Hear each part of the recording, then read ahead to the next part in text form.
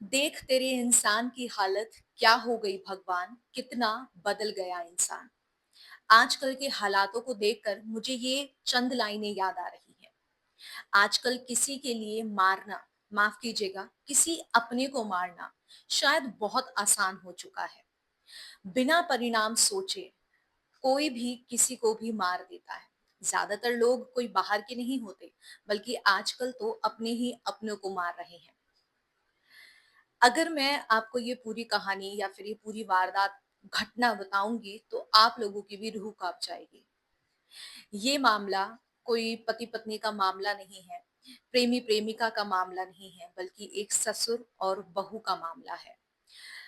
बात वही है पुरानी दहेज वाली, लेकिन दिल्ली के पास फरीदाबाद में एक ऐसा केस सामने आया है जिसका खुलासा 2 महीने बाद हो रहा है और गुत्थी अभी भी सुलझ नहीं पा रही है।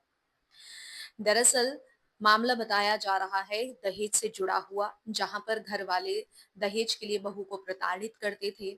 एक बार सबकी गैर मौजूदगी में, खासतौर से पति की गैर मौजूदगी में, यहाँ पर जो ससुर है जिसका नाम भूप सिंह बताया जा रहा है, वो गला दबाकर अपनी बहू की हत्या कर देता है।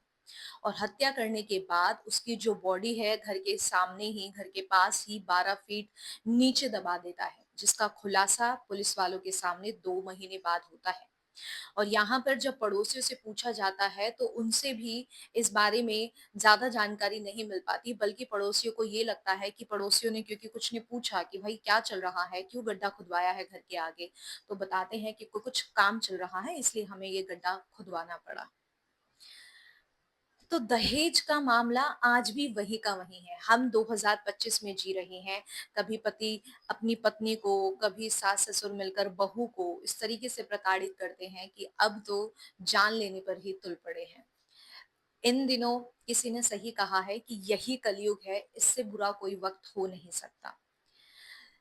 2 महीने बाद अब इस केस का धीरे धीरे खुलासा हो रहा है, लेकिन पुलिस वाले ये बात जानकर हैरान हैं कि आखिरकार एक बूढ़े व्यक्ति ने कैसे जो है ऊपर की मंजिल से लाया बॉडी को, और कैसे खुद अकेले दफनाया, क्योंकि पुलिस वालों को तो यकीन ही नहीं हो रहा है कि ये सारा काम एक बुजुर्ग ने अकेले किया है।